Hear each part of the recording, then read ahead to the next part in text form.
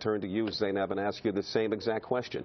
We talked together about this just a few weeks ago in the wake of the first emergence of the ISIL terror threat. And you have to feel like here we go again having the same conversation. Leon, it's absolutely horrific. When we learn about what happened in France and Paris, our hearts go out to the family. We condemn this brutal attack. There's absolutely no justification in Islam for it.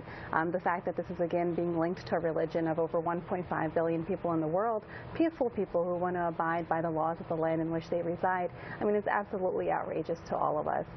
We've been working to not only raise awareness of the fact that this is not something that Islam condones, but also convey our condolences to the families and to the victims, their families, and all French people who are affected by this. Yeah, and again, we look at the differences between the French society, the way it's structured, and here. If we look at this and try to determine what threat we might actually face here. So much has been said about how the Muslim community in Paris in particular has been marginalized, almost ghettoized, if you will.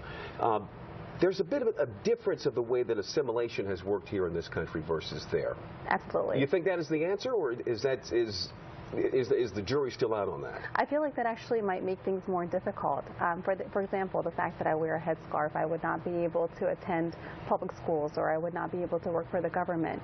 There is definitely a very clear, distinct marginalization of Muslims in France that I think has alienated the segment of the population.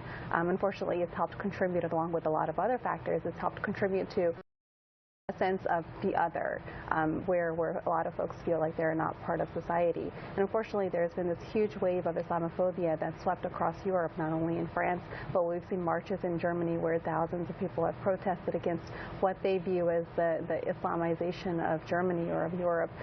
There's a very strong anti-Muslim sentiment.